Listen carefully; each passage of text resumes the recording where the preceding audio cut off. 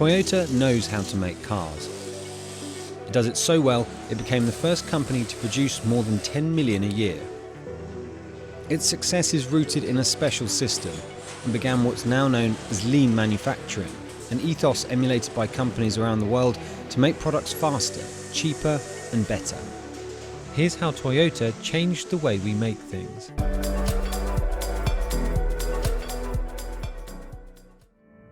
Following the Second World War, Japan was left in a precarious economic position. Steel and other metals are scarce. Already disadvantaged by lacking natural resources, materials were hard to come by, and companies had to be creative to compete.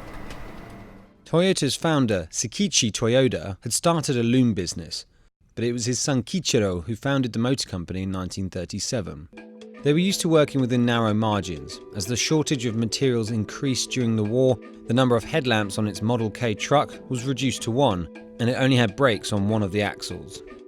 The turning point for Toyota's production system would come in the early 50s, when Kiichiro's cousin Eiji would travel to the US with a veteran loom machinist, Taiichi Ohno. They visited Ford's River Rouge plant in Michigan and were impressed by the scale of the operation, but knew that in cash-strapped Japan, companies didn't have the resources for such a system. Having months' worth of stock sitting in a warehouse would tie up precious capital they didn't have. Instead, what truly impressed Ohno was a visit to a supermarket, a Piggly Wiggly according to legend. Japan didn't really have self-service stores at this point, and he was struck by the way customers could choose exactly what they wanted, when they wanted. He decided to model his production line on a similar idea. With the supermarket formula, only enough parts were produced in the first phase to replace what was used in the second, and so on. This is where the just-in-time system really took shape. Toyota was able to eliminate much of the waste in Ford's system, making smaller numbers of parts to be used when it needed them, allowing the company to operate on a tighter budget. As part of this, Ohno developed Kanban, a sign-based scheduling method which shows goods in production, and goods out. It's now seen as a precursor to barcodes. Ohno and Toyota also noticed that American car companies were still employing many of Henry Ford's early production techniques. They kept operations at full tilt in order to maximize efficiencies of scale, but then had to repair defective cars after they rolled off the line. Ohno believed this caused more problems and didn't encourage workers or machines to stop making the mistake.